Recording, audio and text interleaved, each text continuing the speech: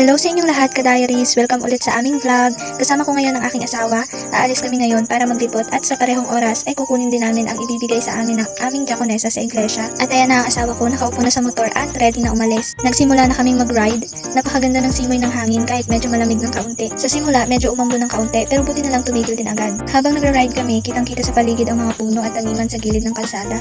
Napakaganda ng tanawin at nakakagaan ng pakiramdam. Mapapansin nyo rin ang langit, makulimlim at puno ng malalaking ulap. Sakto lang habang papalapit na kami sa bahay ng aming diakonesa, biglang bumuhos ang napakalakas na ulan. Buti na lang at malapit na kami kaya nakasilong agad kami sa kanilang tahanan. Tahanan ko dyan, I mean bahay nila.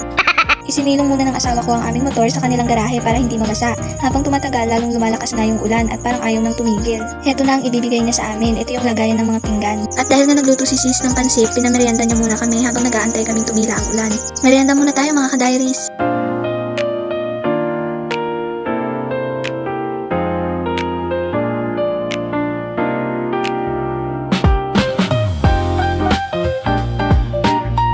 Nang matapos na akong kumain, sakto rin namang humina ang ulan, pero hindi muna kami umalis, nagpahinga muna kami sandali. Alam nyo naman, delikado kapag nagmotor agad pagkatapos kumain, baka dapuan pa ng appendix, kaya mas mabuting magpahinga muna. Medyo may ambon pang kaunti, kaya habang nagpapahinga ay upo-upo muna kami sa garahe. At nang wala na ngang ambon, ay pumunta nga kami sa may likod ng bahay ng aming diakonesa at sabi niya kumuha daw kami ng mga sanga-sanga ng mulberry at itanim namin. At ayan ka-diaries, yan yung mulberry, mga pula-pula pa, hindi pa siya hinog talaga. At ayan nga ka-diaries, tinuruan nga ni Sisi Brad Jason kung paano magputol ng sanga ng mulberry na itatanim namin.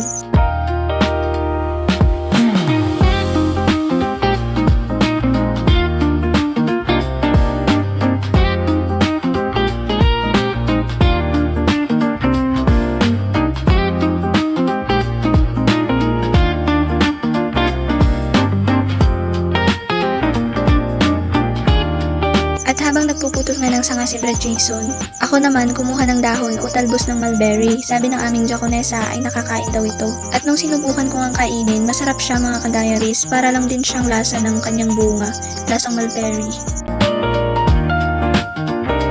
At habang tinatalian nga ng asawa ko yung sanga ng mulberry para madaling dalhin, umextra pa si Whitey. Bago tuluyang umalis, dumaan muna kami sa bahay ng isa naming kapatid na malapit lang doon. Manghihiram kami ng motor na may sidecar sa kanya. Dahil medyo mabigat at malaki ang ibinigay na platuhan, hindi namin ito kayang isakay sa simpleng motor lang na single. Pagdating doon sa bahay ng kapatid, nagkwentuhan muna kami sandali pero nagmadali rin kami ng kaunti dahil baka bumuhos ulit ang malakas na ulan. Pinahiram naman sa amin ang motor kaya agad kaming bumalik sa bahay ng aming diakonesa.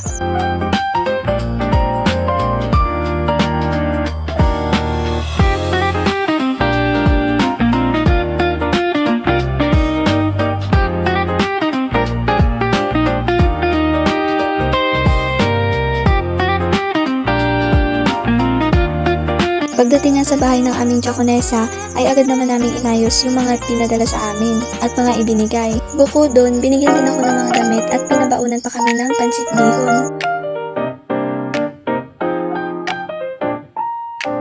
Habang pauwi, medyo umaambon pa rin.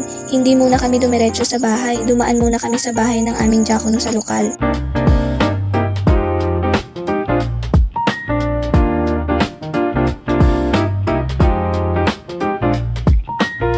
Pinakapi nga kami at nagkwentuhan pa. Nakakatuwa habang nagkukwentuhan, biglang nilaro ako ng kanilang aso. Pilit na hinihila ang laylayan ng aking jacket. Ang kulit talaga pero nakakatuwa. At pagkatapos nga namin magkape ay binigyan naman kami ng aming diakono ng gulay niyang talong sa kanyang gulayan. Pinakuha niya lang si Brad Jason sa gulayan niya. Ganito po talaga kaming mga magkakapatid sa aming iglesia ka-diaries, nagbibigayan at naglilingapan sa isa't isa. At pag uwi na namin sa bahay ka-diaries ay nilagay lang namin sa loob ng bahay yung mga binigay sa amin ng mga kapatid, saka naman kami umalis ulit. Bumili nga muna kami ng tinapay na ipinabili ng kapatid na pinaghiraman namin ng motor. Pagkatapos nun, ibinalik na rin namin ang hiniram na motor.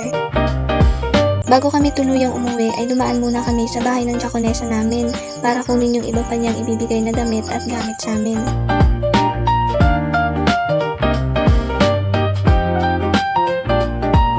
At pagdating nga namin ay inaantay niya na kami sa kanilang terrace. Hindi na nga ako naka-video ng maayos dyan ka-diaries kasi paulan na. At habang nasa daan nga kami, buti na lang ay hindi nagtuloy ang pagbagsak ng ulan kaya nakauwi pa kami hindi nababasa. Pagdating sa bahay, inayos namin lahat ng dala namin. Ibinigay namin ng pansit kay nanay at binigyan din namin siya ng talong. At sa huli, nagpapasalamat kami sa Diyos sa magandang araw na ito at sa lahat ng tulong at bigay ng aming mga kapatid at sa ligtas na pag-uwi. Salamat po sa Diyos!